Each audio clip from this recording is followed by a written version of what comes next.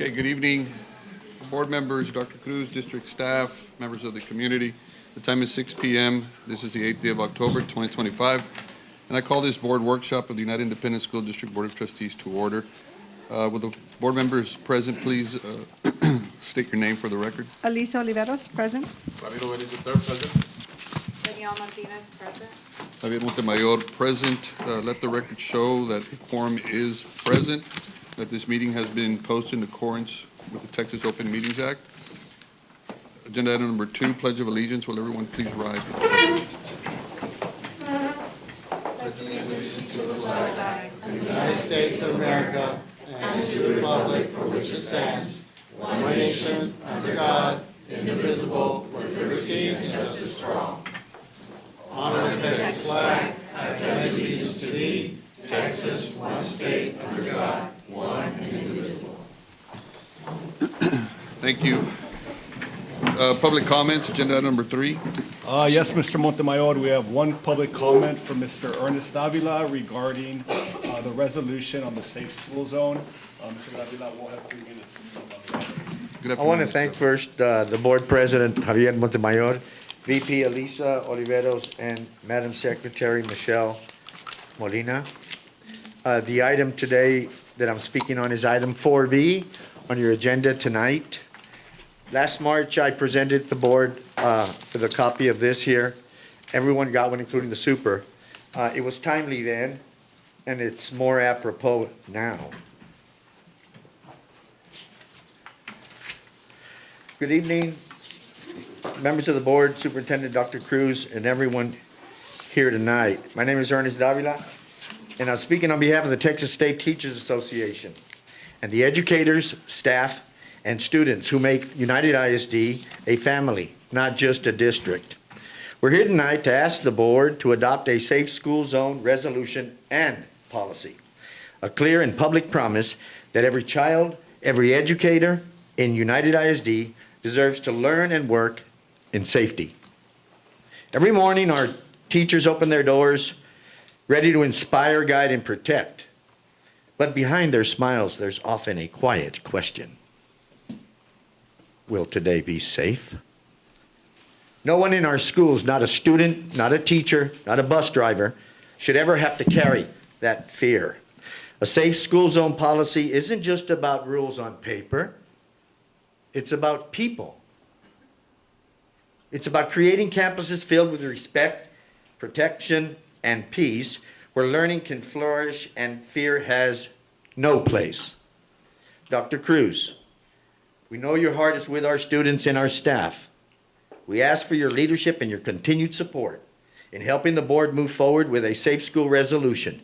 Your voice carries weight, and your commitment makes this promise real for every family in our district. Thank you, Dr. Cruz, and you to the board for standing with us, for standing with safety, compassion, and community. On behalf of the Texas State Teachers Association, we appreciate your dedication to protecting and uplifting the people who make our schools a place of hope every single day. I respectfully ask that this item not be placed on the consent agenda, but rather as a standalone item for individual commentary and consideration under BE Local. This item is not of a routine and or recurring nature. Have a pleasant evening, and thank you for your time. Thank you. Thank you. Thank you, Mr. No further comments, sir. Thank you. All right, informational items. Presentation regarding the implementation of digital learning exports, including evaluation of resources, facilities, staffing, and potential funding sources. Yes, we do have a presentation from our CTE director regarding esports. If you recall, there was a public comment regarding esports. I do want to say that we at United ISD have been having esports, but it's at the club level. However, we do have some plans in place to expand it, at least at our high schools.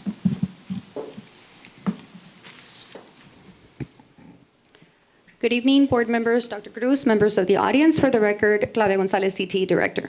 So this evening, prior to sharing the esports information, I do have some data that will highlight our CTE programs and the success of our programs at each of our campuses. For the first item that I want to share data with that we are very, very proud of, this first chart shows you program of study completers. And to give you a little bit of background on what is a program of study completer, it is a part of the formula for CCMR for our accountability. As you all know, CCMR is a part of each domain for our accountability. It takes up 50% in some cases, and CTE is one of those indicators that contributes to CCMR. So for program of study completers, the state defines it as taking and passing a coherent sequence of courses, usually about a minimum of 3 classes for 4 or more credits. This heavily involves our counselors, so I do really want to, at this time, thank and acknowledge our high school counselors and our Department of Guidance and Counseling. We work very, very close with them, and as you can see, our data shows that we are doing a really good job. They are doing a really, really good job in scheduling our students and ensuring that we have that completer status. So if you see in comparison of class of 2022 all the way to class of 2025, we have gone up significantly from 57.6% in class of 2022.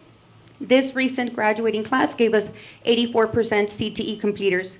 I also want to add that if we compare this to the TAPA report that's available online, the state is at 31%. So we are way above the state average, and that is because we work very closely with our counselors, with our guidance and counseling director. We have workshops with our counselors, and we follow. For example, this November, we are going to meet with our junior counselors, give them a refresh. If they're new counselors, really explain to them why completers are so important.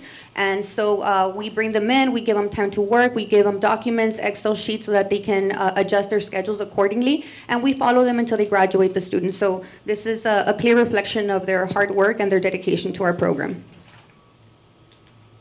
Moving on to the next piece of information for CTE, this is also a component for CCMR, and this is our industry-based certifications, which is also a requirement for CCMR. This part is a direct reflection of the work of our CTE teachers.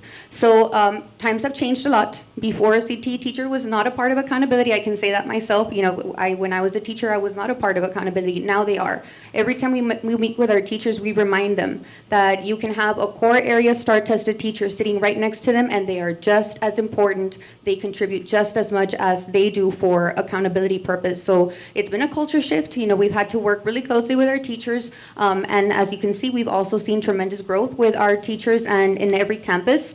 We've gone as a district from 41.7 in class of 2022, and right now we are currently at 70% for our graduating class of 2025. With CCMR changing and evolving, we emphasize the importance of their work, not only for accountability, but also to ensure that we are providing those post-secondary skills, this industry-based certifications that help our students once they graduate from high school. So also at this time, I do want to acknowledge our CTE teachers. They're doing an amazing job. Our department heads, they're essential, they're crucial. And of course, our administration that, spearheads all these interventions and initiatives that we have throughout the year. We do meet with our teachers a lot, PLC, et cetera. Moving forward, so now in speaking of CCMR, with those 2 items that I just brought up, Program of Study Completers plus IBC, you need both things to align in order for a student to give us a CCMR point. So the state requires for a graduate to be a completer plus have an aligned IBC, and if both things match, then they give us a point. So as you can see, this chart represents if no other indicator was involved, present. And if today we were to measure our CCMR just based on what CTE contributes, we would be last year's class at 68.1%. Prior year was 57% that we were in CCMR in general, just with CTE. I want to add that when we compare ourselves to the state in the TAPA report again, the state is at 35%. So also a very, very big jump. We do have a lot of districts that, will reach out and they want to work together. What is it that you do? I will add that 5x5 schedule really allows us to embed a lot of interventions, a lot of additional programs that will help us get to the level that we want to be. This last slide is just CCMR in general. When you combine all the indicators that give you a CCMR indicator, as a district, we remain we've been able to keep the 95.4%. We are doing our best to be proactive and stay on top of the possible changes that are coming our way, because CCMR is going to change dramatically in the upcoming years. So we are working proactively to make sure that we are making the changes that we need to be ready for when those changes are implemented. Any questions before I move on to esports? All right. All right, so in this informational item, I am going to talk about what is esports and the possible implementation in the near future, the resources that we need, and in trying to get creative, right, with the resources that we have, what can we do right now so that we can facilitate this possible implementation. So a little overview of what is esports. It is something that is growing and is booming throughout the state. It is an organized competitive video gaming available at every educational level. It does help with a lot of different skills for our students that are important, including soft skills, strategic thinking, communication, and teamwork. It is a part of engagement in STEM and in digital media careers.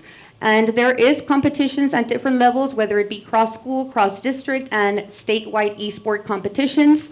Additionally, there is curriculum that is aligned to our CTE programs of study, and that is what I'm going to be showing you in the next slides. So the current status of our esports program throughout the district, as Dr. Cruz mentioned, we do have some activity at each of our campuses. The only campus that has an actual program of study that does have video gaming is United South. We do have a teacher that has the full sequence for video gaming. They do have an established club. The rest of our high schools do have some courses that could be potentially aligned to that, and they do have an unofficial club with some activity, but nothing official like United South High School. So every time that we open a program or we incorporate a program into CTE, we always want to make sure that we align it to a program of study. As you can see, the success that we are having in our classroom, we need to be very strategic. Every time that we open a new program, we want to make sure that we align it to the needs of our students, the needs of our campus, and also to the accountability system that is required of us from the state, right? So we have been doing quite a bit of research throughout the state to see what options we have. You know, right now, especially with there is no possible addition of a teacher, right? So how creative can we get?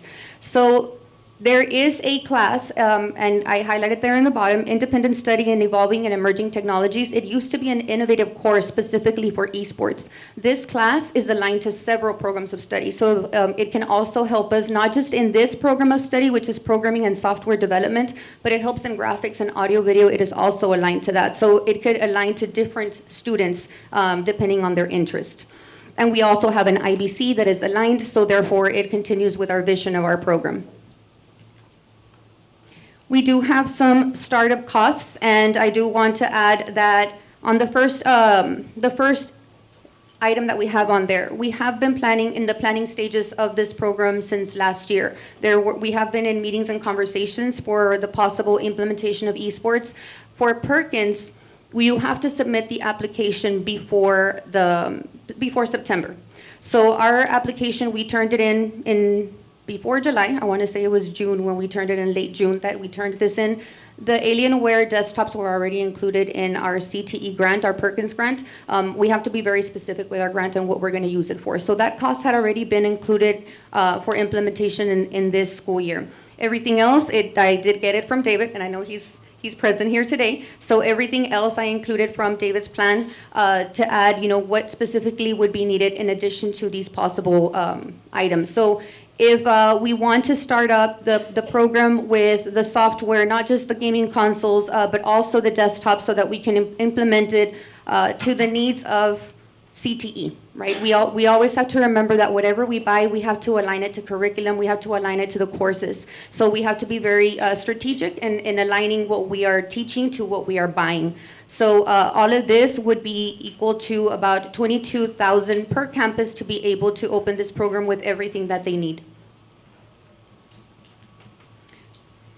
This is right now what we currently have at United South High School. You can't really see much here of specialized equipment, because the actual specialized equipment is the type of computer, that Alienware software that they use within that classroom. They do have other items that are not visible in these pictures, but overall, since it is a video gaming program of study, they emphasize more in the desktop version of video gaming. And lastly, for our plan of action. So we have been having meetings with Ms. Adriana Ramirez, Ms. Becky Morales. We did meet with David as well to get to talk to him about what was his vision, the ideas that he had. And we're trying to see how we can collaborate to come up with what funds could be used. As I stated previously, with Perkins, there is that limitation that we have to align it and we have to apply prior to, which we did. So that source of funds is secured, but we are having those conversations right now as how we can secure those funds and select a campus, right? Are we going to pilot it at one campus? Is it possible to be able to open it in more than one campus? Additionally, we have been researching our current master schedule. We have to keep in mind that whenever we open a program, we need to look at, is there availability of a class that we could potentially close without affecting the students in that class?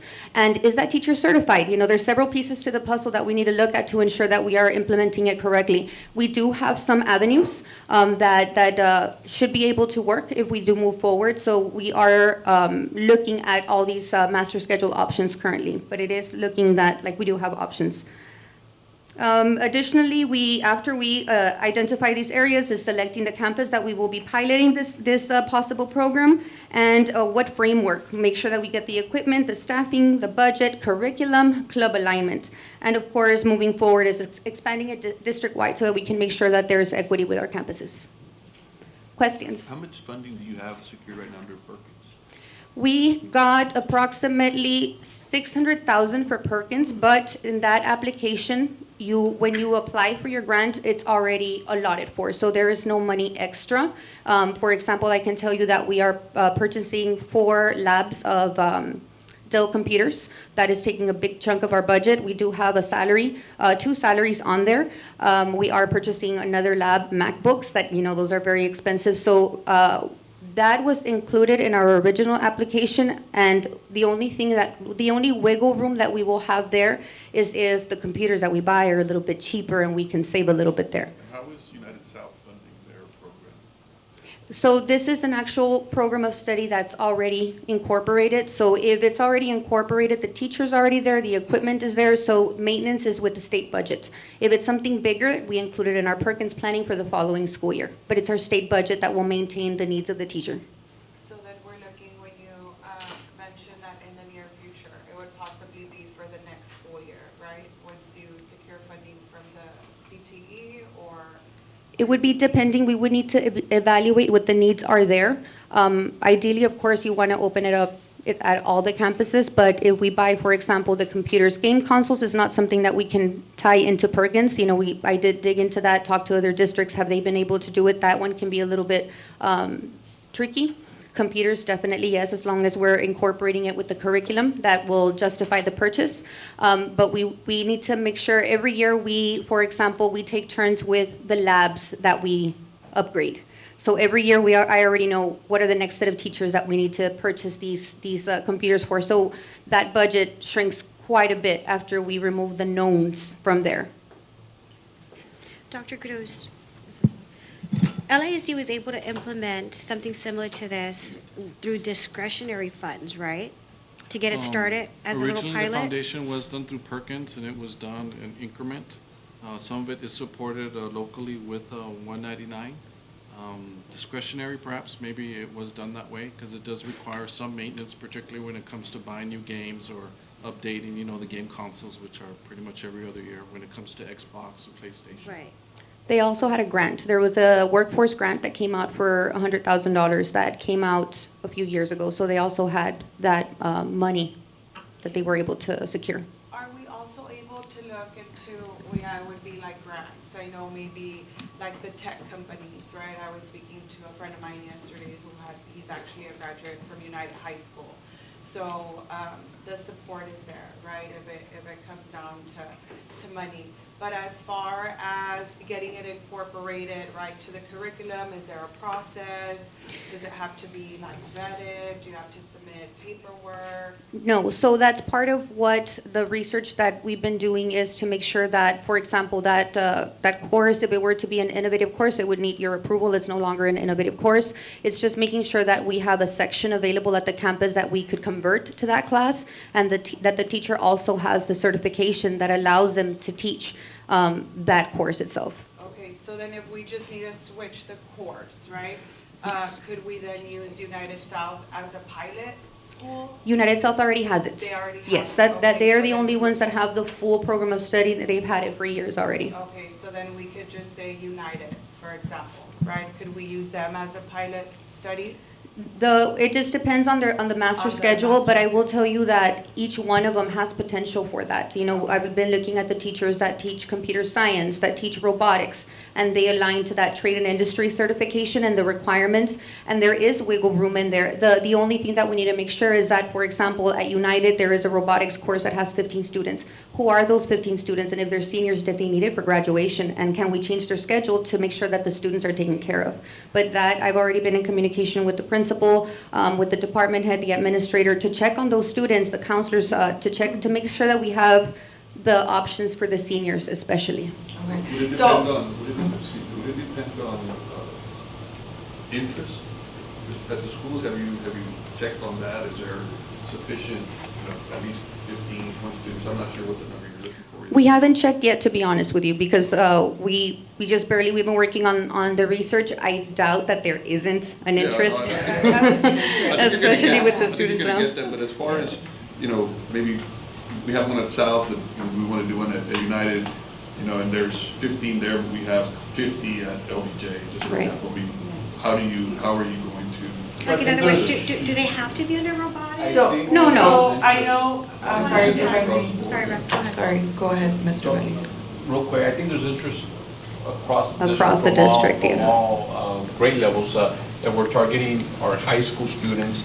I think, for me, would be if we're able to align it to the program that South has, which is it's already incorporated to that master schedule. They're able to, the classes are there. My question to you would be, if we need funding, what's the total amount of funding to be able to implement it to the three high schools right now? 88,000. So, yeah, it's 22,000 per campus to get everything that would be to set up. South already has it, so it would be 3 campuses. But going back to your question about the classes like South, it's different at United South. They have a teacher that is specialized. So that means that if we were going to implement it like South, that means we would have to close a whole other program of study to be able to offer the same things at South. So the option that we have here to open it at each of the campuses is a creative solution to incorporate a class that's aligned. And students, this class itself is aligned. So let's say if students are taking graphics or animation or computer science, all of that can be tied to that program of study, and this class could be their 4th class, and it is aligned, so they would be completers. There is a certification, so that is one of the reasons why that class was selected, because it can be applied to several programs of study, therefore opening it up to more students. Does these 22,000 that you're talking about, does that include the teacher certification? Or that's just equipment, Or right? is that just? That's just that's equipment. just So equipment. I'm looking for classes to close, and there are some classes that are in the lower numbers. But again, we just need to make sure that the students enrolled in that class, that we take care of the students there for their graduation requirements. If they're seniors, if they're juniors, we can absolutely work on that, right? So that is the only thing, is we just need to, when we close those classes, make sure that our students are taken care of. So going back to that question, truly, when can we implement this? I mean, the interest is there. I mean, it's pretty successful in United South. Next year. So Next year? if we secure fundings, which Ms. Ramirez is here, right? Ms. Ramirez is here, and she does have some funds. We haven't been able to finalize numbers, right? Because we're still in the researching phase. If we start if we can do it this spring. Okay. Well, what if, Well, what I if think- we do, for example, like we're talking about piloting this, right? And, just to get a better taste for this at the other campuses, and what do we do at a smaller scale, like a club first for this coming semester?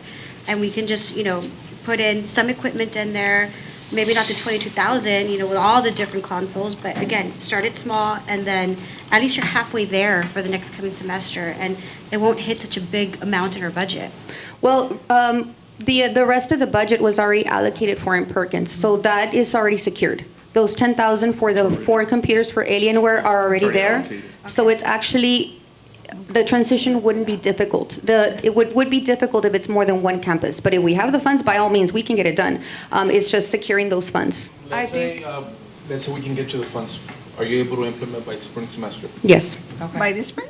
Yes, and because we have identified a class that will allow us to do that. Okay, so I'm I have asking- some flexibility because of that class. This is an information item, but I'm going to ask the president, maybe we can have this as an item before the end of this semester. If you can come back and give us information. as far as December? In December? information. Well, actually, that item for It's discussion already- approval Well, is on. for implementation, for I think it's more of an For the implement. next board meeting. Yeah, For so the we next can know exact regular. amount, what's the amount already needed available. that if we have to, let's not. say, tap into fund It balance. used to I be. don't mind tapping into fund balance for this type of It's an program. educational So- program. Directly to So students. the total's the 22,000, right? That's the total Per Per campus. Per campus of equipment. So but for there, I have the 10,000 for the computers, and Ms. Yes. Ramirez was looking into 12,000. You have the 10,000 per campus, or 10,000 altogether? One. You have- For one okay. campus. When we had the meeting, originally, we were looking at the computers that are already proposed in the grant. And then we were looking at Title IV for some of the funding. And then in talking to the principal at United, because that was the meeting that we held, she was also willing to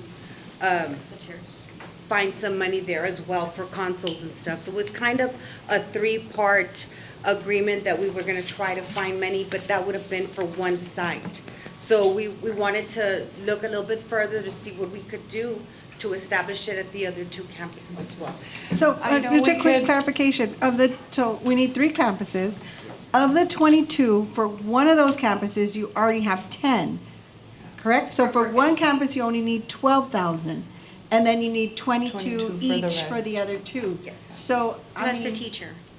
No, the No. teacher, I The would be teacher, we using are- our Yeah. existing teacher and Existing close teachers, out just class to offset reclassify operating. where she's gonna teach. I think it's doable. Yeah. I think it's doable. I mean, even if we, I don't know, I know with our discretionary funds, if there's money that's missing, I'm sure we can allot it to there, the interest is there. And I'm very proud to say that Dr. Cruz, Ms. Lesa, and Ms. Saida are very supportive of the STEM, right? So in my district, we've launched a new initiative to make sure that now STEM clubs, STEM robotics clubs are at all campuses in District 7. So I know that the parents are excited, right? Teachers are excited because this is going to be the pathway, right, eventually for our students when they reach at the high school level. And at the end of the day, what we want is we want to obtain that credit, right, to help us secure funding. But I think it is doable. We can find the money.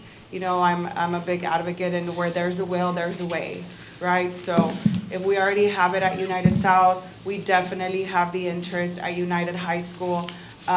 It's doable. Can I don't- ask which campus, sorry, Go ahead. has the 10,000 for the computers? Do you know which campus that is? United High School, the Perkins branch was written. For United, so for Alexander and LBJ would LBJ. need the 22. So I think the indication from the board that I'm reading is that we want to put this, we will table this at the next board meeting. We would probably table it for the December meeting with action. But this one's just an informational. Yeah, this is just This is information, but it's regarding the Well, implementation. Yeah, so- this one says implementation. so- Do we still need a vote on the implementation? If I may, so quickly, first of all, the agenda has already been posted for next Wednesday's Sure. meeting because of the new Right. 3 Right. bills of state law. And Ms. Martinez, Mr. Aguilar, and Mr. Gonzalez did sponsor this item for action. So it is on the Okay. agenda. All for right. To action. vote for next week. To Yeah. implement. To implement. Right, So, okay. all right. So we'll, okay. So I think So- just making sure that the funding is there. That's what I was gonna ask, Can the you, funding. can it be possible to implement this by next spring, 2026? I can tell you that I do need to look at master schedule a little bit more. I want to say that I am optimistic that that is a yes, but I do need to check certifications and all of that with the Well, teachers. just being fair to you, will you be ready to make a recommendation either way by next Wednesday? Or do you- Absolutely, yes, you sir. need more time to do No, that? no, that'll be fine. Okay. Perfect. And Ms. Not a problem. Benavides, as far as the financial aspect of it, Yeah, I mean, one time, things We'll are find the easier, money. right? Yes, we'll It's find the money. ongoing, right, like a teacher, right, like all of a sudden, hey, now we need 4 teachers, right? But I know Ms. Gonzalez and her staff, like, they look, they're masters of the master schedule. Well, on top of this, UIL is also, if I'm not mistaken, UIL is also is going to sanction esports as part of their, I know it's in the works, it's not yet, So, but yeah. it's in the works. It's in the works. And I'm getting waved at by Yeah. It's in the Mr. works. Cruz over there, so it's Yes. coming. It's Okay. coming, so might as well be ready for it. And I know we're always going to find the funds when it comes to educational needs. And this is, I mean, the technology is not going anywhere. It's just the way that everything is moving into, and especially into integration into our classrooms. I mean, this is amazing that we were able to work on this a year ago, and we're here today.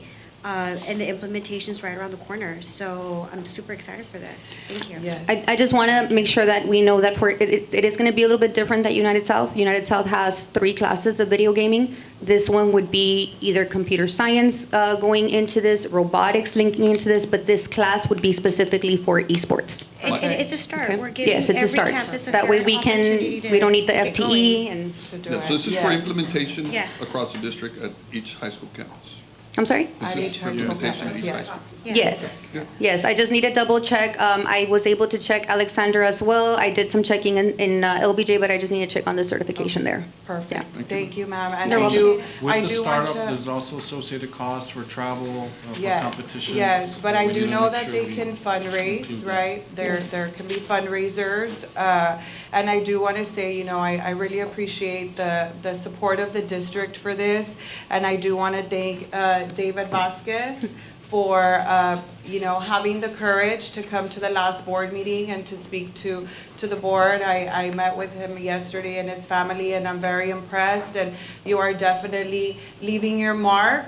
You know, I'm glad that this has been talked about since a year ago, and I really do appreciate you. And like I told you yesterday, you know, you are going to go far, and we hope that once you graduate from United, you come back and you can give back to the You can community. He can teach, teach. you can teach He a can class. teach. if you want to. Yeah, so I know he's very excited. There's a lot of kids. My son was very excited when I asked him about esports, what he thought about it. So it's something good. So very happy. Again, thank you. Thank you for all the support and for the board. Thank you. Thank you. All right, agenda item B, 4B, presentation regarding a board resolution on the reaffirmation. I'm sorry, go ahead. Do we need to make a motion to move up D? So moved. There's a motion to bring up presentation of curriculum and instruction in business and finance departments, first 6 weeks update. There's a motion and a second. What do we need to vote for? this? We don't need All to right, vote. We let's just okay, let's let's move move it it up. up. Go ahead, ma'am. Sorry about that. My mind is shot. It's okay. Robert's with the water. We're here. Good evening, Emma Leza for the record, Associate Superintendent for Curriculum and Instruction. So we do have our first 6 weeks key results report that we've been looking for to implement this year for all of the campuses.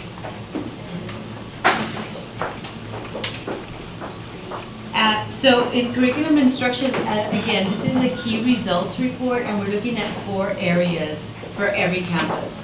The first area for all middle schools and all elementary schools is we're looking at iReady use. iReady is a program that is personalized instruction for every student after they take a diagnostic assessment, and it develops a learning path in reading and a learning path in math. For the high schools, we're looking at TSI awareness. Ms. Gonzalez alluded to the fact that our accountability is going to change, and it is going to have a major impact at the high school level when we're talking about the assessments for TSI, for College Ready, I'm sorry. Then we're also looking at classroom teacher walkthroughs. Real important, it aligns directly to TIA, and we want to make sure that we provide as many opportunities for our teachers to be designated. And then, I'm sorry, Ms. Lassa, does the iReady also provide the data for the teacher in a quadrant that you're evaluating her? yes, the iReady data drills down to the individual student, to the teacher, and then to the campus. So right now, what we're looking at and what we're showing you is the campus, but then, yes. And to be clear, our iReady is aligned to our TEKS and testing, correct? iReady is aligned to, it's personalized instruction. So it is a resource that we use to support students so that they can move towards the TEKS alignment per grade level. And it goes from It goes from kinder K through 6? all the way through 8th. 8th, okay. Yes. Then the other two, student achievement is aligned directly with the accountability. and student growth is also aligned directly to the accountability. And then we'll go into the business and finance after the instruction. So looking at our instruction, again, those 4 key areas for elementary and middle school, it's iReady, personalized instruction. For high school, we started a TSI, awareness. We wanted to make sure that every student understood the weight that TSI carries to be able to get them college ready. The teacher walkthroughs, again, we are looking at every teacher on campus receiving at least 1 walkthrough per 6 weeks. Again, directly aligned, we're aligning everything to the data capturing that we're going to have for the teacher incentive allotment. And then student achievement, we're looking at it at state standard. We're looking at the approaches, the meets, and the masters, exactly the way the state is going to measure us at the end of the year. And then finally, student growth. Again, another very important component of our accountability, ensuring that we look at where the students started, and then at the end of the year, where we're targeting for them to grow a full performance level. So we have targets for every 6 weeks, and I'm going to go over the targets for this 6 weeks.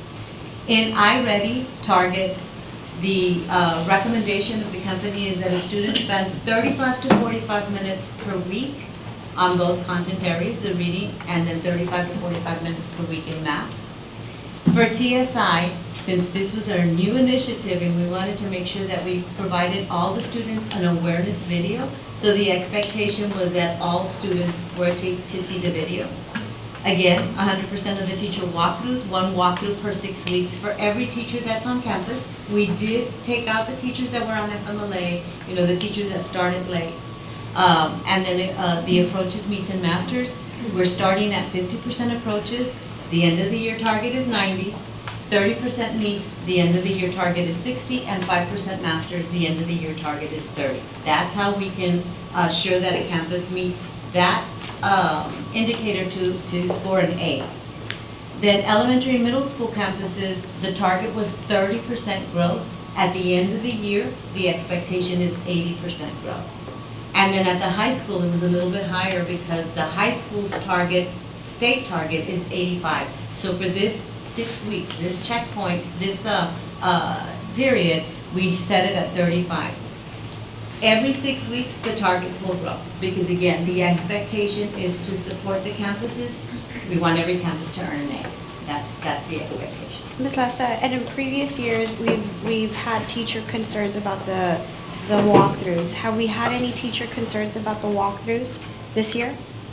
What type of concerns? We've addressed many of them in the past couple of years when it comes to their walkthroughs and the different, getting scored in the different quadrants. Okay, so calibration, yes. Mhm. Every year we have been working on calibration. We just started our calibration academies through the TIA department.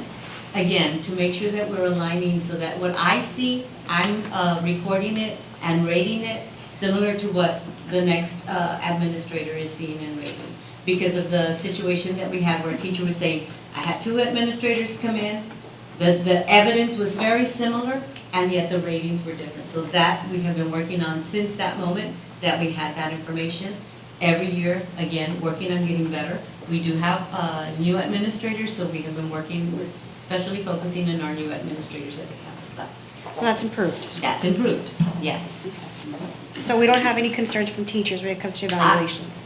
At this And point, scoring in the different quadrants? At this point, I have not heard anything, but I can go back and check with our TIA director because she's keeping all of that information so that we can address immediately. Okay. Like, she would see it when she gets a report, right? She would see Yes. the difference between the 2 evaluators, And- if it's significant, And I right? will tell you also that we have built databases that are at the fingertips of the administrators so that they can be monitoring what's happening every week at their campus, the walkthroughs, who's conducting them, who's not, what the ratings are. I mean, we can tell you precisely everything that has been published. We can tell you the teacher can see what their score is because we've built those databases to provide our administrators with the information that they need. Do they get real-time feedback? They get real-time, not real-time because it's about 40, we recommend 48 hours since the administrator needs to come in, reflect on what they saw, and then use the rubric to be able to give a rating. But we are recommending best practices 48 hours. Okay. I have a question, Ms. Lessa. I know I brought it up, I don't know, they said they couldn't hear me, but I'll speak louder. I know I brought it up in the last meeting, right, where I said that I was just concerned about the kids who are staying at the meets, right, and they're not moving up, and the ones who are staying at the approaches and they're not moving up, right? So my question is, I know that iReady works. I actually did iReady with my daughter last night, so it's a wonderful program and it does monitor their progress. But my concern is, class time is 55 minutes, correct? Depending. It At the depends. middle school, it is 55 minutes. Okay, and the elementary school? At the elementary for reading language arts, it's an hour, 90 minutes, right? An hour. 90 minutes, okay, Uh-huh. and for math? We actually have a block of ELARs, so it's English Language Arts and Reading. So we do have a little bit more time, we have about 170 minutes. And Okay. then for math, we do have 90 minutes. Well, it depends on my grade level, but it's approximately. 90 minutes, okay. So I know that we are behind in math, right? I know statewide, a lot of districts are behind, but that's where my concern is as well, because we do want our kids to go to college and be prepared, right? So my question is the tutoring, because I know tutorials have began. Do we provide, or do our finances allow for us to do one-on-one tutoring for those students that really need the help, that are really behind? Do we have something like that? So the tutoring, we do small group instruction, but we have in our schedules for the elementary, small group instruction within the instructional During the day. day. Then tutorials, we also have small group instruction, and that's where the teacher has the opportunity to, maybe not, it's not 1-to-1, but it is 1-to-4, 1-to-5, where they can really focus the Focus on. instruction on what the students need, right? And that's Okay. daily, Monday And to are we monitoring these students? I know with the benchmark, right, we are able to monitor the progress and the Yes. growth, correct? Yes, in fact, last leadership and even today, this leadership, we focused on growth and making sure that they understand what it is to measure growth. So growth is one performance level to the next. So if I was a low did not meet, for example, my expectation, my target would be to be a high did not meet. I need to grow a performance level. And all of that has been explained to all principals. We're looking at data every time that we meet, either through leadership or also the executive directors meet with the principals, again, to look at their data. That has to happen also through the PLCs. So all of the systems that we've been working on have been in aligning all of the resources that we have to ensure that the students meet their highest learning potential. Perfect. And so I do know that at San Isidro with the iReady, because we do want them to grow, correct?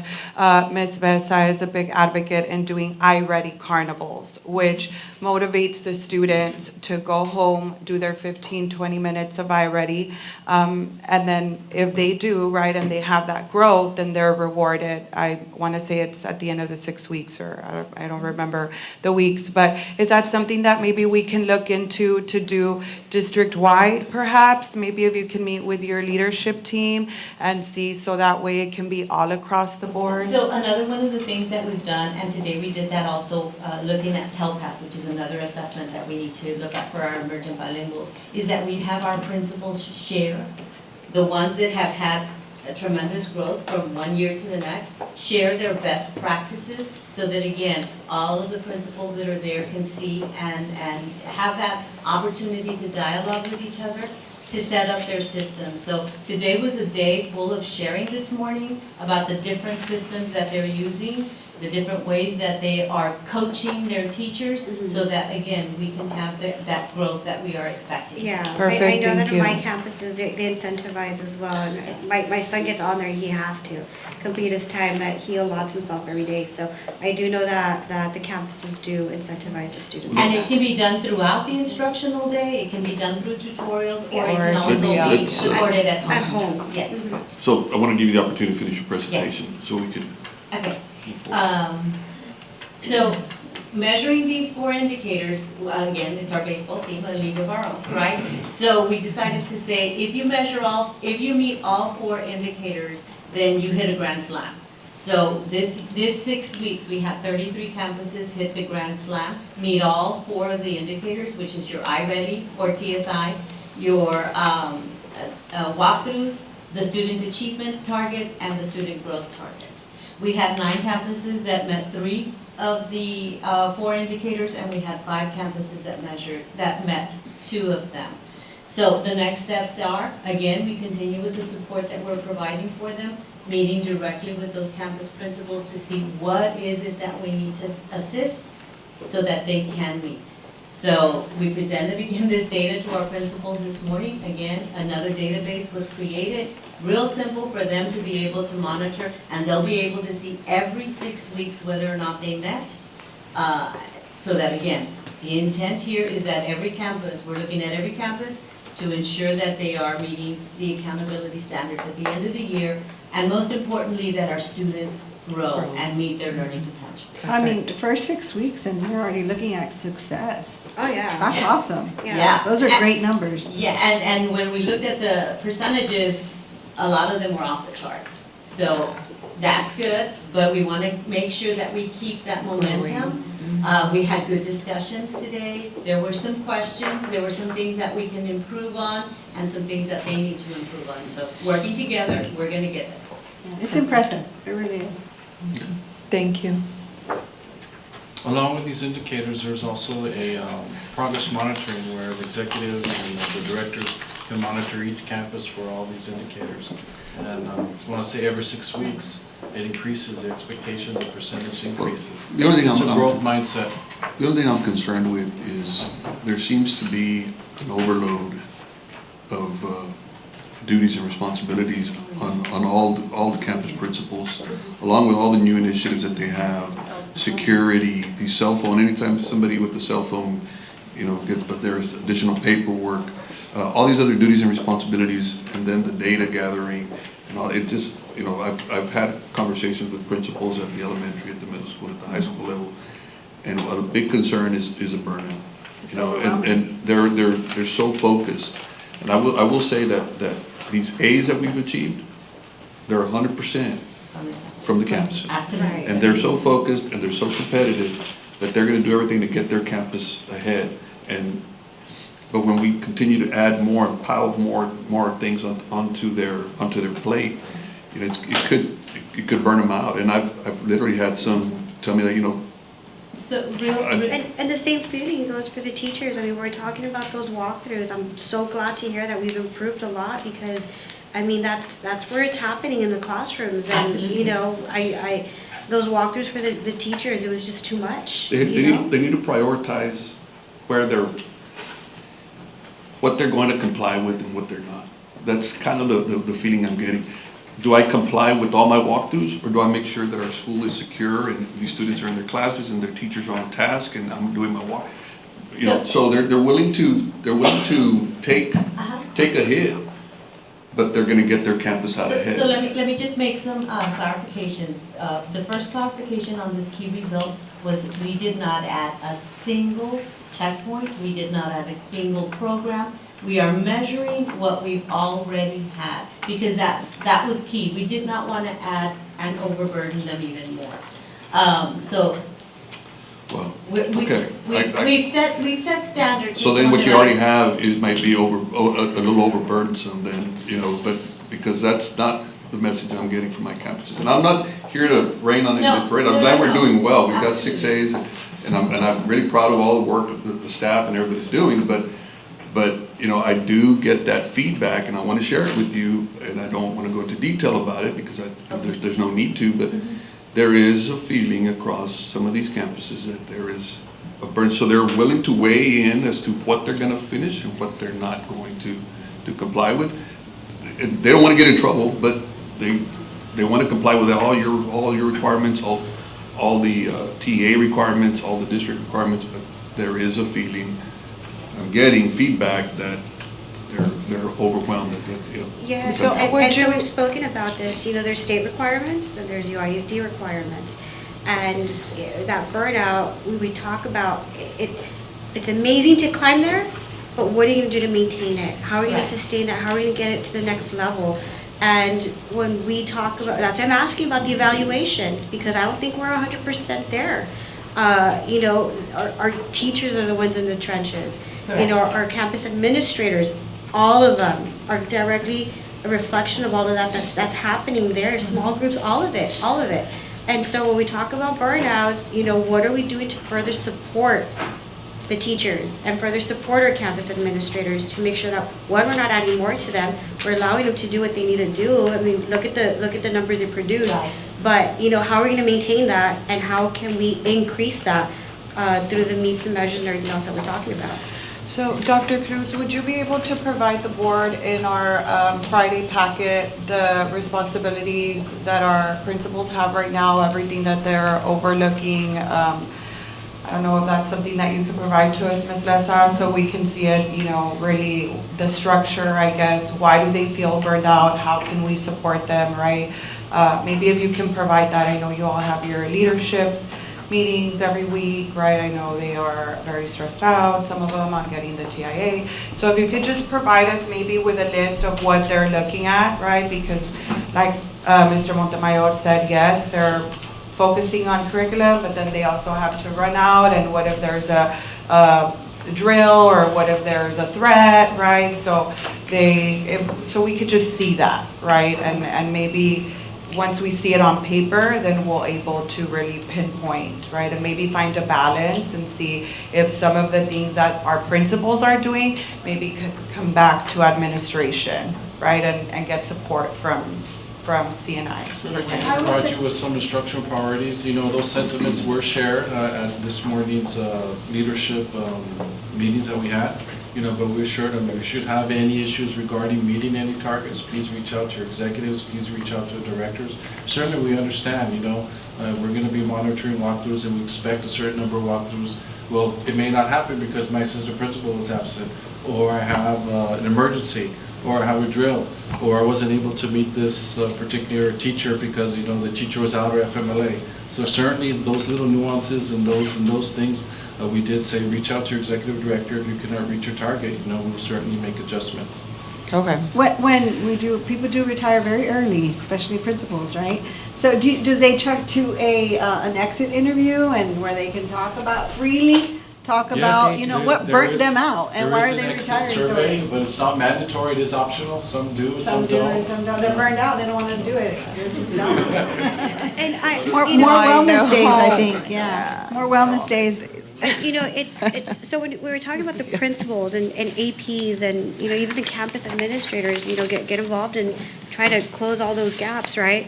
And it's all that stuff is things that happen on a daily, fights, you know, ARDs, everything, meeting with parents, you know, putting out all kinds of fires. But I guess the concern here is UISD is not adding more onto their plate that's not necessary. Yeah. We're not putting more on them that they don't need. Do you know what I mean? Maybe you need to increase your support, you know, for those campuses as well, in addition to that. But anyway, let's move on. Yes. Presentation. We have the finance portion. The finance. Oh, okay. So before we get into the finance portion, I'm sorry, I just have a quick question, and I think I saw Ms. Lara de los Santos here. When it comes to, and we had an amazing conference, by the way. We had an amazing special education conference with great turnout.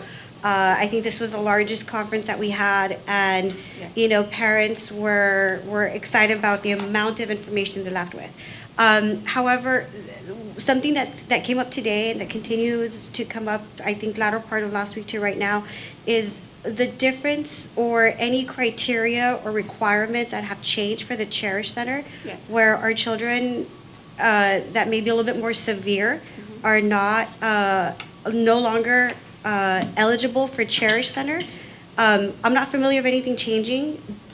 When did something change? If so, how did it change? And what does that look like for kids that already had their ARD with the Cherish Center in there, and now it's being removed? Okay, well, we do have criteria. We reviewed the criteria over the summer. We met with the VACs, the vocational teachers. We presented this information to the principals, and moving forward for this year, what we've done is certain students, if they meet graduation criteria, which means that at their high school, they've met all the criteria from the high school for, as far as credits and their classes. And then for their IEP, for special education plan, once they've met that criteria, then they're ready to exit. Now, there is a criteria for Cherish. In the past, we've had units. We have a unit for medically fragile, and then we have AU unit. Those students never leave the Cherish Center. They're always there. They receive their services there, which moving over to, we're trying to phase out that program and making Cherish Center a true vocational transitional campus. Which program? What we have now, what we had presently in the past. So as of this year, we're trying to phase out those services to make the Cherish Center a true vocational center, what it was supposed to be, but for whatever reason, never was. So after visiting Donna, after visiting Leander, I approached our superintendent with the proposal of moving towards that, and that was approved. So that is the transition that we're going through now. So we met in the summer with our vocation. To eliminate those services at the Yes, Cherish there's students Center. that are already there, Ms. Molina. They will continue there at the Cherish Center until they graduate out. But as far as incoming students, if they do not meet the criteria, and the criteria is based on employability skills. If we can train them, if they can go out into And the are we community. allowed to do that if it was already stated in their ARD the year before? It would have to be on an individual basis that I would have to look at it, because I know that we are following the letter of the law in these meetings when they're being held, and if they meet the criteria as far as for graduation and for credits, yes. But remember, it's a committee decision. So if the committee decides that that's what the student needs, then they'll continue. But it's not a requirement. What I'm saying is, if they meet the criteria and the committee decides that they need to continue, then they will. Okay, so the call I got today specifically was specifically that. It was in their ARD last year, in the end of the year in May, and they were told today that Cherish Center will no longer provide those services. So they had to go back and re-amend the ARD to remove that. Okay. Did the state law change? Where when it comes to special needs child, we still provide services until what age, Dr. Cruz? Until 21? 21. Did something change? Because you're saying that we're graduating them at 18. Well, once a student graduates, what happens is that they're still allowed to attend, and they're considered as a continuer. They may not go to the Cherish Center, but certainly they can stay at their home campus at the high school as a continuer. At And their home services- campus. And services can Until still be 21? provided up to 21. Okay. 21 to 22, but if they haven't met their goals. So basically, they have functional. If there's still an educational need. Yes, if they have a functional goal or educational goal that hasn't been met, or they haven't met the criteria from their credits, then yes, they can remain. But if they meet everything, then they graduate. Okay, I brought up this item because, we're talking about CNI. This is under CNI, but it looks like we need a lot more clarification and a little bit more direction because parents have already been denied the services, which I gave you some information already. I don't want to take away from what's here, Okay. but I think we need to really deep dive into this. And I can look to into make that sure specific case. I wasn't aware, but I can look into We're that. making sure that we're moving in the right direction according to what the state law is requiring as well. Okay? And I think, Ms. De Los Santos, we can look it over at our first coalition meeting Yes. for special ed on October 22nd. If you can invite Ms. Molina too, so she can be present there too, and we can discuss, right, all of these issues there, get the parent insight, right? And that way it can be cleared out there, any concerns Well, we need to regarding do it way this. before the 27th, 21st, what did you say? You do it by next week. Yeah, because these are services and ARDs that are taking place today. Thank Well, you. I don't, whatever, Well- I mean, that's an issue that I know it's been. I will attend the coalition, but we need to address this issue now. I think individually with whoever has that ARD, that would Yes, be the. that's why I need to yeah. research it and see what the case was and look at the plan and see what was said. Every ARD is Yes. different. Perfect. Mhm. Thank you. Yes, I will. Yes. Thank you. Can you get us a report on that, sir? Yes, sir. With regards to this. I mean, I don't think that we need to be discussing district business at a specific coalition. I mean, I'm all in favor of coalition meetings and task forces and conferences, great, but I think this issue that came up on social media, I think we need to have it addressed and clarified for the board meeting, I guess. Yeah. I'd like I'd like to talk about it then. I'm sorry, ma'am, Ms. Martinez. Ms. Stedman. You're always in a good mood, ma'am. Please share it with us. Good evening. The next principal is. Good evening, board members, Dr. Cruz, members of the audience, Delma Martinez, Director for Admissions and Attendance. Thank you so much for the opportunity to be able to, review some of the data that we had for the first 6 weeks. And again, I do want to reiterate that this is up to September the 19th. That was the end of the first 6 weeks. Several things that I want to bring to light. In your presentation, I believe Griselda went ahead and put copies of the entire report. Here is just a snippet. If we take a look at the average at the bottom, I do want to, congratulate our campuses because we did have a 0.11% increase from last year's first 6 weeks to this year's first 6 weeks, and that's what it's about. It's about the growth that we want in attendance. Our students are in the classroom. So here, several things. I also wanted to let you know that out of our 52 campuses, 46 campuses were not only met the 95% for attendance, but exceeded the 95% for attendance. So they're going to be getting their banners. We're really, really excited about that. And as we know, it is a district-wide initiative. Let's go ahead and go on to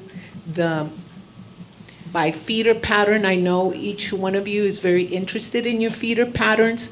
Here, what we did, we went ahead and we put first 6 weeks from last year compared to this. The ones in red, unfortunately, did not have that growth that we do want. With the LBJ feeder pattern, we did have a loss, of course, of 0.15%, which, it's not the route that we want to go, but I know that these campuses are working very, very hard. And at the end of the day, sometimes, the data does not reflect, the hard work of the campuses. I do want to call your attention to the bottom. That is STEP Academy. We went ahead and we put it separate this time around because, as we know, all our students from all our feeder patterns attend the academy. However, they are located in the south, so we went ahead and we placed them with the LBJ feeder pattern. And today during leadership, we went ahead and we acknowledge, the wonderful job that STEP Academy has done. They have, for this 6 weeks, they were able to have a 4.12 growth from last 6 weeks. So that is a big accomplishment for the campus. Not only were they the campus that had the highest growth, last year, the entire year, they also had the highest growth. So they're doing an exceptional job. Okay, going on to the next feeder pattern, we're looking at United South. Again, the ones in red are the ones that did not meet the growth. We did have a loss of 0.12 from 6 weeks to this 6 weeks. Looking at Alexander, we did have a gain of 0.26. In this feeder pattern, we had most of the campuses did get that 95 with the exception of one. So they're doing a really, really good job. They had a gain of 0.26%. And moving on to United feeder pattern, they did have a growth of 0.32%. And every single campus in this feeder pattern was able to get to the 95% or exceed it. So this right here is, what we want eventually to see in all our campuses. Moving on, again, the district-wide enrollment, you do have the full report for your viewing. This is just a snippet. Again, I do want to reiterate that this is data up to only September the 19th, which was the end of the first 6 weeks. At that time, we did have minus 650 difference. Now, we went ahead and we added where you see step enrollment. When we visited, our department went to go present to high school principals. One of the things that was brought up is that a principal was mentioned that the difference of enrollment, that it seemed that they had not met their enrollment. She said some of those students at STEP are ours, and they're coming back. That's the goal, for them to go out to STEP, receive the necessary instruction, complete their days, and return back to the campus. So what we did was we went ahead and we put a total right there of every single student that is presently at STEP that belongs to that campus. So in essence, those students will be returning to that campus. So if we take a look at United, we take a look at the LBJ feeder pattern, you see right here you have, for example, LBJ, they have a difference of minus 37 students. However, they have 46 students at STEP. So if we look at it with different eyes here, LBJ has exceeded its enrollment. So we had a total of 65 students here from STEP that are presently as of the 19th at STEP Academy. They were short 341 for enrollment. So technically, when these students do return back to their campus, they will be short 276 students. Going on to the United South feeder pattern, this feeder pattern had minus 143 from the projected enrollment as of the 19th. We had 46 students at STEP. So in essence, they have 97 students that are short for the feeder pattern. Going on to Alexander. In Alexander, we have minus 60. As you can see, we have more bigger numbers of meeting our enrollment in the south areas. Here in the Alexander, we have a minus 60. We had 21 students at STEP Academy. Therefore, we're short about 39 students in this feeder pattern. And finally, we get to the United feeder pattern. They had minus 85, 19 students at STEP Academy.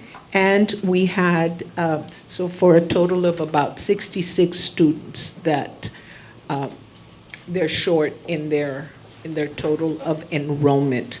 I did, however, what I did do is I pulled out today. I know that every day, when you get your enrollment numbers, the numbers have been coming less and less in the difference. That means that we are growing. From the time that we had this report, we have grown as of today about 30 students. So as you can see, we are recovering more of our students on a daily basis. Again, I say, where were they? Some of them, unfortunately, failure to enroll, different reasons. Hiding. Yes. But, our attendance officers have been going out there, looking for these kids and, getting them back to campus. Yeah, and we joke about it, right? But I mean, socially, it's not good for them not to be in school. Yes. Not only is it illegal, it's socially, it's very important for them to be in school, and they can be doing other things that are get them into lifelong problems. And so I appreciate the work that our attendance officers are doing, going out, because it's not, the bigger picture is it's not just for our numbers. The bigger picture is it's for their lives. To better Absolutely. their lives. Absolutely. At the end of the day, they need to be in the classroom in order to learn and to be able to get that diploma in their hands. As a matter of fact, yesterday, our coordinators went to our first meeting at Judge Salinas' court with students that had been taken either for truancy or failure to enroll. And one of the things that our focus was, these are the positives, getting an education and being in school. and these are the consequences. So it was a very positive, very, very positive presentation. We had about 35 parents there. So this is something that we just started this year, and we're hoping to continue. Yes, so those 30 students, not only, now we have them enrolled, and we need to make sure that they come to class, that the attendance is. Absolutely, ma'am, absolutely. Any Thank you. questions? Yeah, so how many students are we off from our projection? Do we know? I think that's The Last Friday, 650, right? Well, that's up to September 19th. As of September the 19th, but I went ahead and I pulled out a report before I came over here. Let me tell you. Because I know it fluctuates, right, like on a. Yes, ma'am, it does. And you can take out a report from Skyward, since it is live data. You can go ahead and take out a report at 1, and then at 4 o'clock, you're going to have different numbers. But So- I mean, roughly, we're getting about 30 students a month? Is that the average? Well, as of today, from September the 19th, we grew 30 students. I believe that in the last report you all received in the packet, there was a difference of plus 17 students. So right now, What's your snapshot date? excuse me? The snapshot date? Snapshot for this year will be on, I believe, October the 31st. October the 31st. However, we do, for enrollment purposes and leaver data, we do go with the school start window, which is in September, the last Friday in September. So that is what we use as data if students are enrolled or not enrolled. So as of today, Ms. Martinez, we have 39,895 students. That's a plus 30 from the data that we had here. Okay, perfect. And so this was business and finance, right? This was the Yes. 6 weeks report? Yeah, this is or- the first 6 weeks report, and I think what we just wanted to start sharing with you all, like this kind of data. This is very, this is something we need to keep an eye on. And by coming in and reporting this to y'all, it gives us an opportunity to study, like, where did these kids go? So Ms. Martinez made reference to a leaver report, right? So on September 26th, we knew exactly the kids that were here in last school year and did not show up this year, right? And so her staff looks at the coding, and just to give you some idea, right? We had about 380 students from last year that went to other school districts. They didn't even stay in Laredo. They went to other school districts. Because we actually have a code that tells us who went to Laredo ISD. So, those 400 kids, whether their families decided to move out of the community, I mean, they moved, right? So you're talking almost 400, a good 10% of our projected enrollment, right? And so we just need to kind of keep an eye on that. We're going to be looking at that on a 6-week basis. We're not going to wait till next September to figure out where did our kids go. So we're going to be watching that carefully. Our registrars at the schools, they have leaver forms whenever anybody's withdrawing. We actually have to ask them where they're going, send that receiving school district, we need to send them their school records. I mean, it's not a matter that they just disappear from the face of the earth, right? So there's a lot of tracking of students, because September 26th is so key to us, because it can affect our school's rating, because now, if you can't find them, they become dropouts. So that's one of the key things that we're trying to really, really find where they went, so that they're not identified as dropouts. And there's no way that we could track them if they move to another country. Yeah, yes, exactly. There's another code actually for return to country. There's another Return code, to home country. homeschooling. There's all these different codes, but I think these were the more impactful ones, the ones that left our community. We have a number, how many went to Laredo ISD. We actually can see which schools they ended up at LISD, and kind of study that, are there schools close to our boundaries?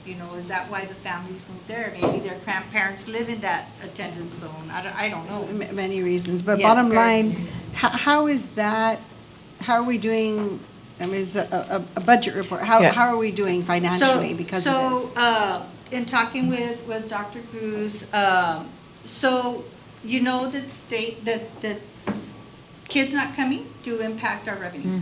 Attendance impacts our revenue, right? And so what we felt was, you know what, let's get through this first 6 weeks. You saw that from the first day of school to the first 6 weeks, we grew almost 2,000 students. So that's a moving number, right? That's a moving number. And I think now we kind of have, what's the word? Plateaued. Yeah, we kind of have plateaued. And so now for the second 6 weeks, now we can really start seeing, okay, what kind of revenue are we not getting, right? All the kids have been coded to the right special ed instructional settings to Kate.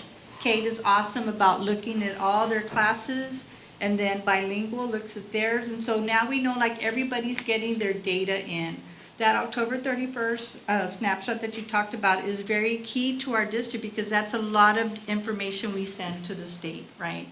And now we can really start tracking, okay, this is our student, if 39,800 and some is our new enrollment, it's our new enrollment. This is the discussion we had with the principals today. We said, look, we're at 39. We used to be at 43,000 pre-pandemic. We've lost 4,000 students in a 5-year span, right? And so we just kind of said, hey, this is a new reality for United ISD. We're at 39,000, 800 member district. Who knows, maybe by the end of October, we might hit 40,000, but we're not 40,000 anymore. And so, those are the discussions we had with the principals today. We talked about some cost-saving measures. We talked about just that they need to make better decisions on their budgets. We talked about how, payroll, it's key that we meet our payroll dates and things of that nature. This is our district leadership that we needed to make these kind of conversations, have these conversations early on.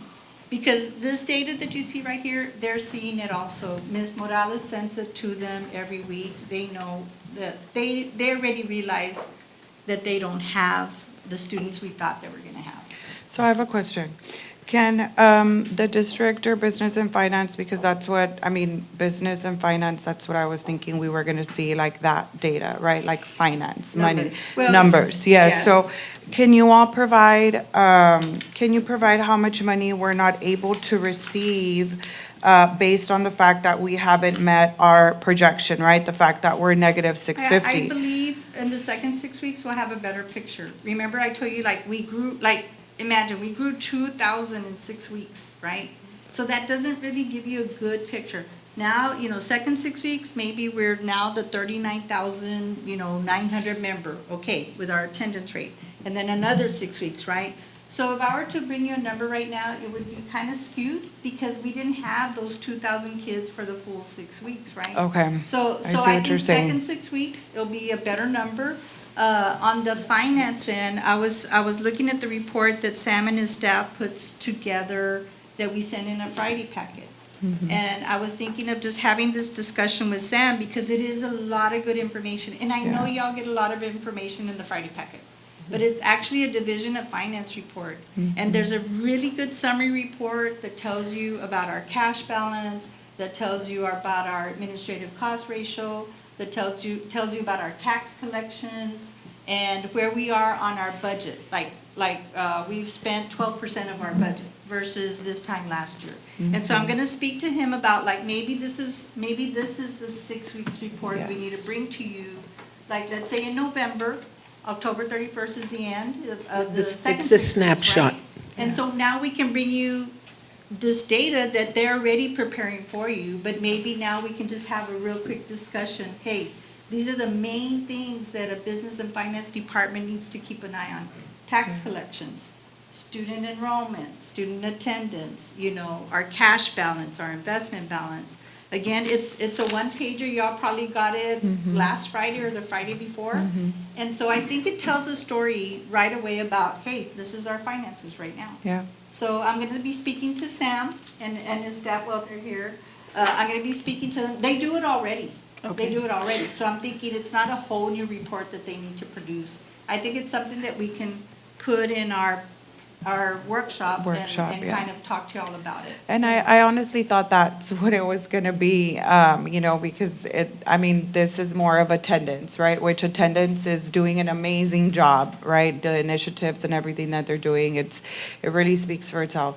But yes, for the next meeting, if we can have that, not only us receive it, but also for the community to see, right? That the work that we're doing it's good work, right? And that, it costs to run a school. It's not free, right? So let's tie it all together, right? And that we need that parent involvement to make sure that our kids are present at school. And if they did leave us, to come back, right? Yes. But yes, if we can do that. Yeah, I think we could do that. Again, it's not like, they're already doing that work. They're already putting the report together. I think we were just sending it to y'all on a Friday packet, Yes. but I realize y'all do get a lot of work done. I was just concerned because we approved a budget based on the projected enrollment, and then based on what Ms. Martinez is saying, 1 month it was 17 students, the next month it was 30, and those are good months because we're just starting out school. Correct. As we progress throughout the school year, the likelihood of capturing these students and bringing them back decreases significantly, particularly when you get to April and May. March, April, and May. It's going to be near impossible to bring 30 students back to school. So, and even if we did 30 from here to the end, to May, we'd have to bring back 81 students a month to meet the projected 650. So there has to be a financial impact because we're not doing I think at it. this point, this is where we already leveled out. I think this is where we're The going to be at. plateau. Have plateaued here. I think this is a Yeah. plateau. What we're targeting now is that daily attendance, that 95.6, sure. which is And that- awesome, I think. Yeah. Yes. That's We best just- case scenario. Yes, Yeah. best Push it case up. scenario. Best case Slowly. scenario, but I think when we had spoke, Ms. Martinez, I believe, spoke last meeting, and we were saying, like, we're gonna keep a tight look on the budget. Yeah. Because it's directly tied to enrollment and attendance.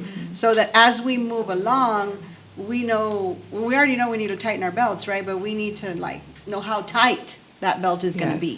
That was Because part it's of better it. catch it now than Than later at later. the That end. was part of an item when we passed the budget, that was one of the requirements. That's that right. the board Yeah, had. that's what it was. That's what it was. It was a Yep. checkpoint every Because 6 school had weeks. just started, and we're like, where are the kids? Revenue So- projections for the attendance, we are not using 95.64, right? No, We're using no, I think we're using 93. 93 or 93. something like So that. 93. we're, Yes. Yes, Yeah, we but just need to those keep kids- that momentum, it was a good start because we were on the plus side. And so, with the leavers, I do want to mention that it is a process, that interview, where they're going is just based on what the parent is telling us. So that's just the start. After that, we check on TSDS to make sure that they're actually enrolled where they said they were going to go, if they're somewhere else. That way, we will be their last LEA, and that's what we don't want. We don't want any of these students having dropped out. And that is where, we still feel a sense of responsibility if they withdraw from our schools and not enroll somewhere else. So it is a process, but, we're keeping really close eye on that, as per Ms. Benavides. We do fall under her department, the business and finance, even though I'm more instructional and she knows it. We make sure that we know exactly where those kids are. If they went back to home country, if they're 80s, that they went, to LISD, if they went somewhere else within Texas, charter schools, home schools. There is a code that we have for every single withdrawal. But that's just the start, the withdrawal, then it's verifying that the data is actually there. Because then we're gonna get that report from TEA, and we don't want any surprises. So, our attendance officers are already on the ball with this, because we need to make sure that our kids are in school. And with a snapshot, we have until October 31st, and that's a priority, making sure that we get kids back to school, because those are the kids. And I'm concerned about the 200, because if we have to report them as dropouts, Yeah, that's gonna affect us. And there's no sort of a remedy, not an appeal, but where you can challenge those 200 being identified as dropouts, where you can say, we live close to we're on the border. It could be that these 200 children went back to their home country. There's but a we have no code for that. evidence. That's not a bad code. It's a code 16 That's that they returned back to home country. But we have no evidence of it. Like, Excuse me? We will have no evidence of that, because you're just saying that you have to provide evidence for the way you code them. Well, that's through TSDS. When they go back to home country, of course, we usually, now it's part of where exactly is it that you are going. Before, we did not. Now we do. I do want to say that I believe it was 2 years ago, we did get an audit by TEA, and it was exceptional. We came out really, really on target with all our coding and all our documentation as to where the students Where we were. said they went. Yeah, where they said So that we they know went. where these 650 students are then? Not all of them, ma'am, not that- all that- of them. that's my Yeah, those are concern. the 98s, right? And what happens many times is that, let's say that they don't enroll, and then somewhere along the line, they were enrolled at a particular school, so we're able to track, we go every single day to the TSDS data and make sure that we're looking for those 98s, because we are their last enrollment. So we need to make sure, and we want to change a lot of those codes. There's a lot of So code we're changing. actively doing that every day? Every single day. There's 2 people assigned in our department that look into that data every single day. On the students that we do not have enrolled, that are part of the enrollment or the figures that were used, how many have we not been able to identify that they are not anywhere else? That are completely. Those are your codes 98s. How many are those? Those were like 200. Because I know it is mentioned about 400 that left. Yes, community. Those they are actually leavers. went to Those are movers. another Texas public school. Right. Yeah. So they, like we know they left town. They don't live in Laredo. Yeah. They left. Right, they're actually movers. The ones that we're talking about are codes 98s that they're not enrolled anywhere. That we cannot find them. Right, Ms. Benavides was talking about those students that, went to another Texas school, that went to a charter school, that are homeschooled. Those, there's a code, and, we, as long as they're enrolled, that's what the state is looking for. Okay. And can we prepare, I know it's winter is arriving soon, right?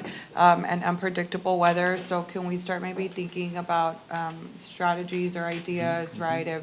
If we do have a bad weather day, if we know maybe, the weekend before, if we can maybe do the late arrival with time to let parents prepare. I know with this last one, parents were notified sooner. I think it's the first time that parents were notified early on and they had some time to prepare before going to work, so thank you.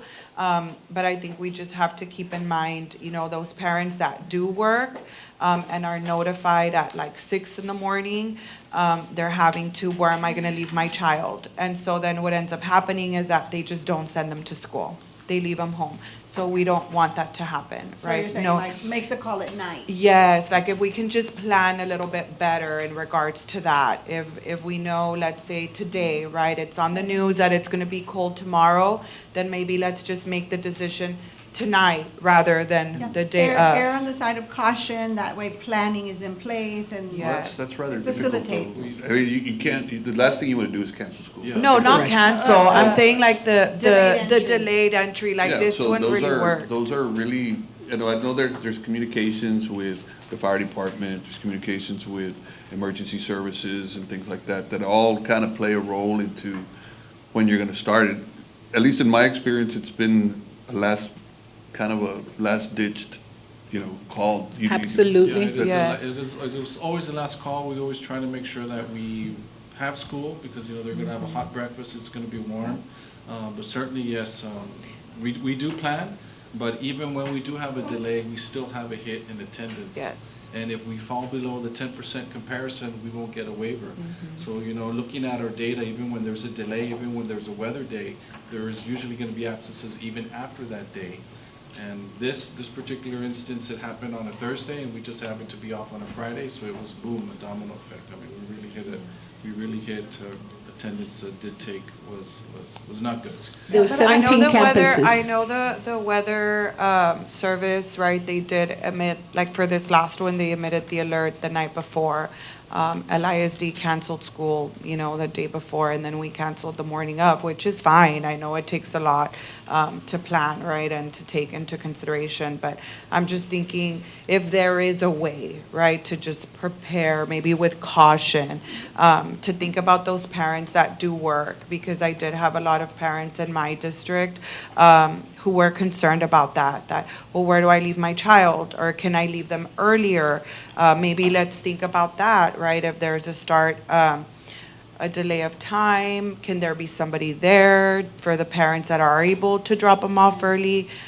Because then really, like, the kids just don't go to school. Yeah, and I They can leave say, them at like, home. from a Head Start director point of view, a lot of my staff are parents, and they have children that go to school. So they can't report to a Head Start classroom if they have to stay home with their babies because there's a late entry. So I believe there was a lot of chaos that morning because it was like LISD, we already know, UISD, we just found out, Head Start, what are we going to do? The staff, they need to stay home with their children. So I agree, planning is everything. So we know by 10 o'clock news the night before, you know what, we're going to err on the side of caution.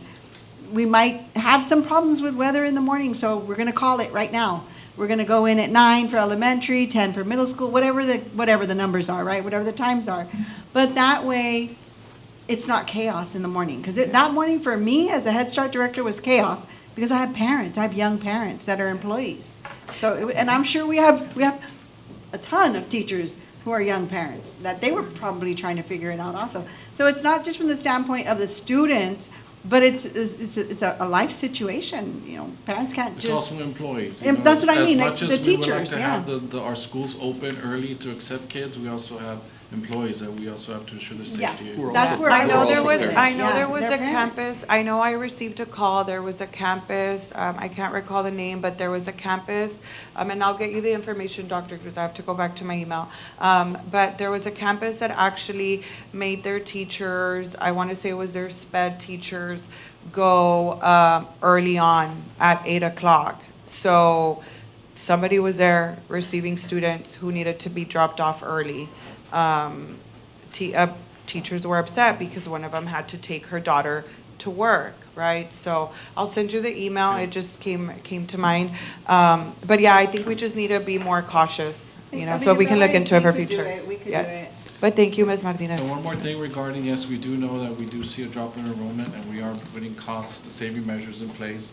This afternoon, I met with campus principals, you know, the message was expect, you know, purchase orders are going to be questioned.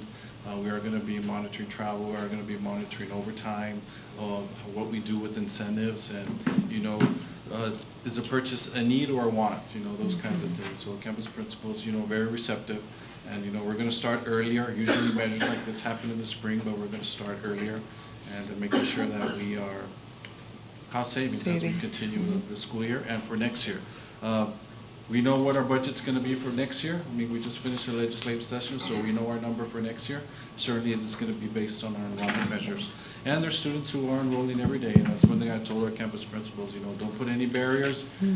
Bring the child in and make sure that we increase our enrollment. Perfect, thank you. And can we get the business, Ms. Benavides, the business report, could we get it maybe for the next board meeting in a presentation? Is that possible, Mr. Montemayor? Or I'm sorry, the one that they. the one, yes, the one that they sent us. I'll talk to. Are we Sarah. able to or no? In the we're- meeting, in the next meeting, no? The agenda's already been posted. Oh, Yeah, the agenda's already been posted, that's right. today, so So it'll have workshop, to be for the okay. next time.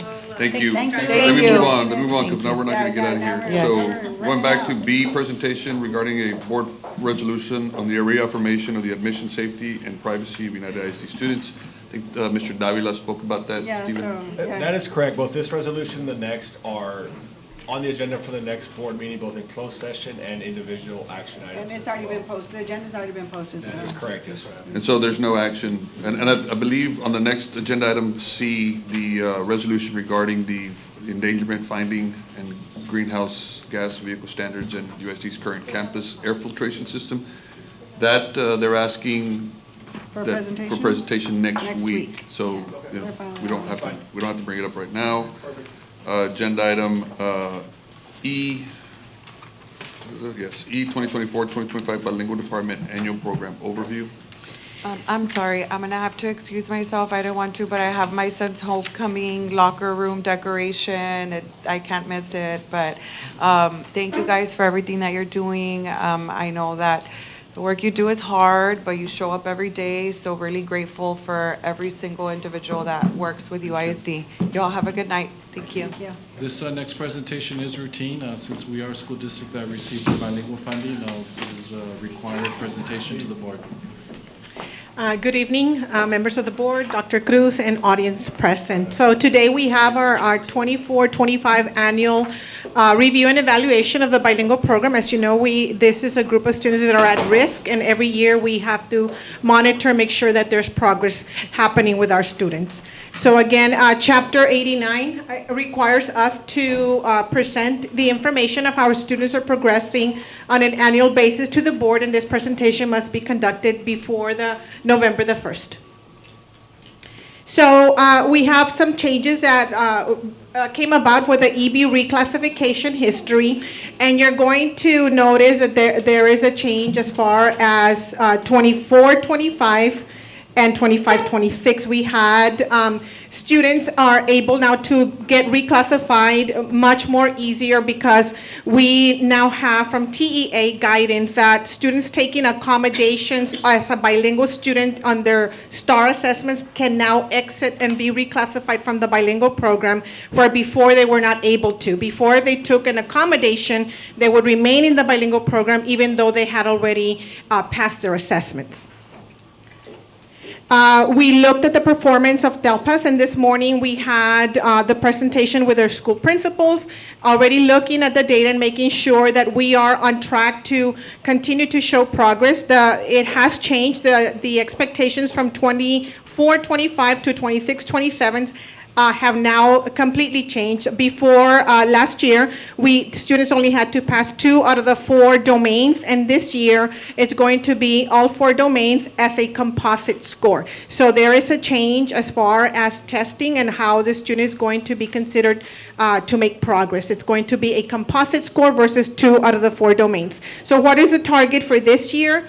We have our targets for high school, for middle school, and elementary being demonstrated there. And what do we look at is this test is important because this gives them the domain number 3 points that all the principals says, how am I going to get my 10 points? So all of them have submitted already their TELPAS plan of action as to what is it that they're going to do to make sure that they continue to maintain their scores.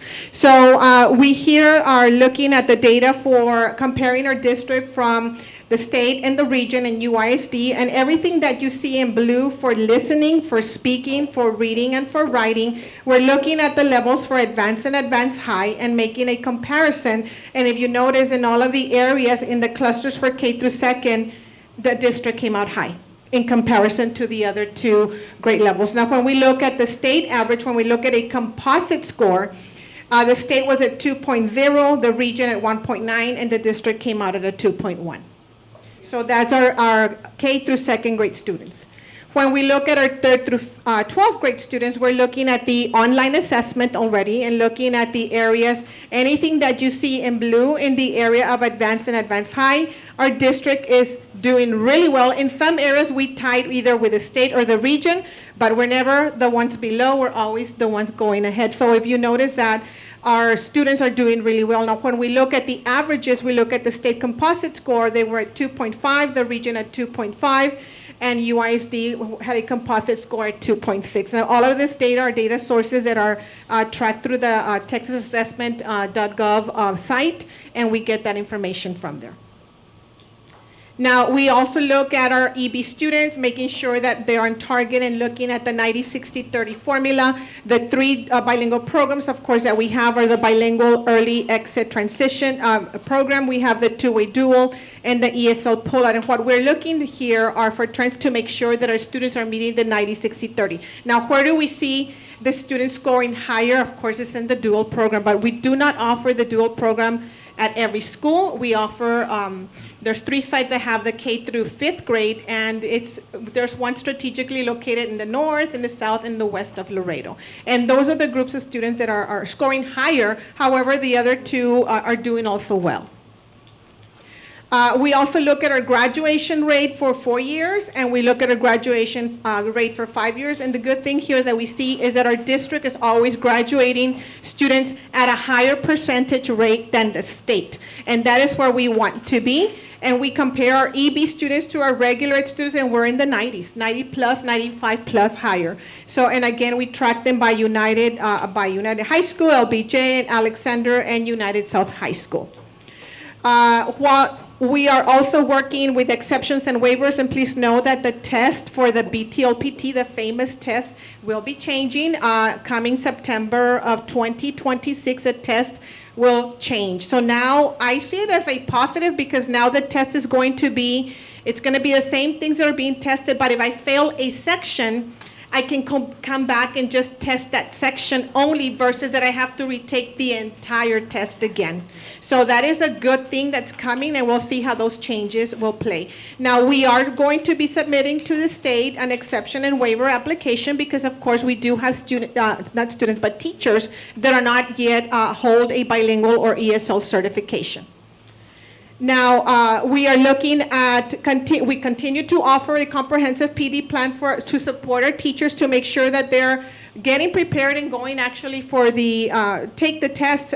In this past year, we had 316 teachers attend the PD sessions that we offered throughout the year. And mind you, we do offer them June all the way till the end of May. So it's the entire year that we're offering these sessions to prepare our teachers. Now, I do want to caution that this year, as we submit our application, we are reporting 202 elementary teachers that currently do not hold a bilingual certification, and 52 teachers. It is an increase from last year, but we do have several new teachers that are coming in through the ACP program, and of course they have to comply with those tests first before they actually work towards their certification for bilingual or ESL. Every year, of course, we submit to our parents how our students are doing. We send out, we have the plan of actions or plan for learning for bilingual students that we have through LPAC, and we see what are the strategies that we're using for the students, what kind of support are we offering them to continue progressing, and that is part of what we provide the teachers at the beginning of the year and say, hey, last year this student was here, this is what we offered, here you go, this is the plan that the teacher provided for you, just to make sure that we continue supporting that student to make sure we have progress. The letter in the middle also is sent out to the parents. In the first week of 2 weeks of school, we send out a progress letter to the parents, letting them know how they scored in STAR, in TELPAS, Lost Links, and also in iReady. And then this letter over here towards the end, it's basically attesting that the administration at the campus has already complied with those requirements from the state. Of course, everything that we do is tied to funding, because we do receive bilingual funds, and every dollar that we get must be, of course, tied to a strategy or activities that you're doing in the campus. And of course, they are tied to each campus when they submit their campus improvement plan. And that's it for me. Any questions? Thank you so much. Thank you, Mom. Thank you. All right, agenda item 5, monthly disbursements. Good evening, board members. Rosa Cabello, Director of Accounting. Tonight we bring you agenda action item, monthly disbursements for the month of September. Do y'all have any questions? No questions. No Thank you. questions. No, I have no questions. Excuse me. Thanks, Tom. B, awarding bids, proposals, qualifications, and extensions. Ms. Jackson. Good evening, Mr. Montemayor, Ms. Oliveros, and Mr. Veliz. We have the following recommendations for your consideration. RFP 032-2025, Family and Community Engagement to Family Leadership Parenting Partners. RFP C021-2025, this is round 2 of the instructional and business based co-curricula and curriculum professional services. Remember the continuing contract that we'll be adding to every 4 months, and it'll be a straight 3-year contract. to the vendors listed. And then we have 4 renewals for your consideration. No questions. No questions. Thank you. Thank you very much. Thank you, Ms. Jackson. District's membership for Region 5 Education Service Purchasing Cooperative. So we're coming to you today to ask you to join the Region 5 Purchasing Cooperative. This will give our campuses and departments an additional source of approved vendors. There's no cost to join, and they have several contracts that we would be able to utilize. That's good, yeah, absolutely. More choices. More choices. Thank Wow. you. Thank you. And D, resolution of employee compensation for a delayed start for the entire school district on September 25th, 2025 due to inclement weather. Good evening, Mr. Montemayor, board members, Dr. Cruz, members of the audience. I'm coming to you, it's recommended that the Board of Trustees will eventually approve next week a resolution that will help pay for our employees that came in a little early or didn't complete the 8 hours so they can be compensated. Thank No you. questions. Thank you. And E, resolution of sale or disposition of salvaged furniture and equipment. Good evening, board members, Dr. Cruz, and members of the audience. At this time, we bring before you the recommendation to approve the sale or disposition of the listed salvage furniture and equipment. No questions. Thank you. Thank you. All right, thank you. And agenda item 6, adjournment.